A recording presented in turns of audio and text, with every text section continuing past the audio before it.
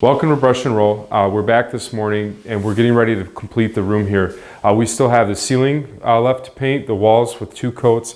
We need to tape off the trim and take care of this patchwork.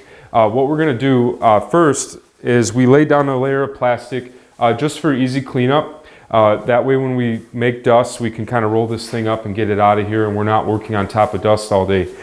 Before you start sanding, you want to make sure that you tape off any trim that you're going to use tape on. Personally, we like to cut the edges of the door casings and window casings in by hand. We do not use tape on those.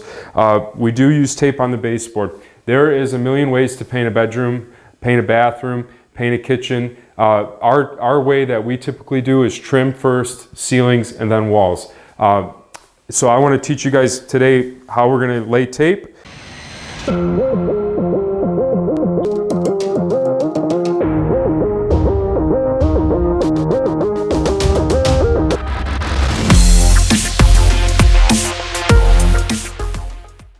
What we have here is just a roll of regular blue 3M tape. There's all sorts of tape, frog tape, white masking tape like you see here, but we prefer this.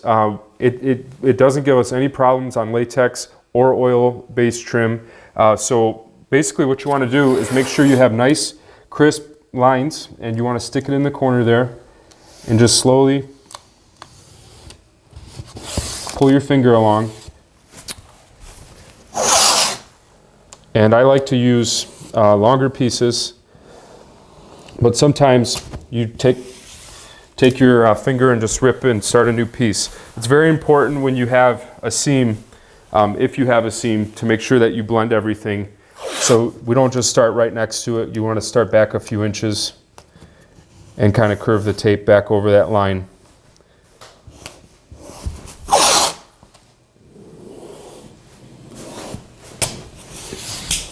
You can go back and press it all down.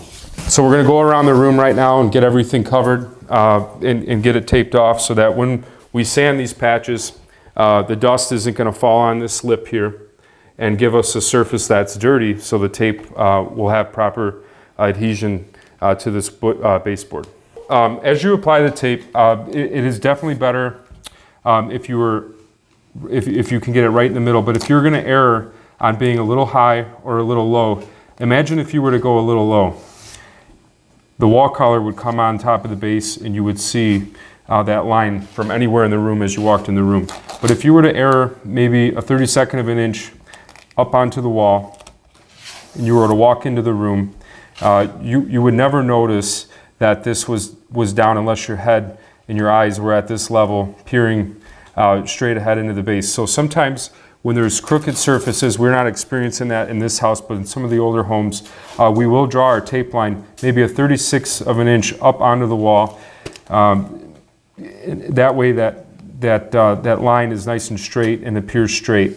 So there's different ways to manipulate. If you have crooked caulk lines here or crooked walls, maybe you have an old plaster home. If you are having trouble getting that straight line, what you can do is bring it up maybe a 32nd of an inch up onto the wall, just like this.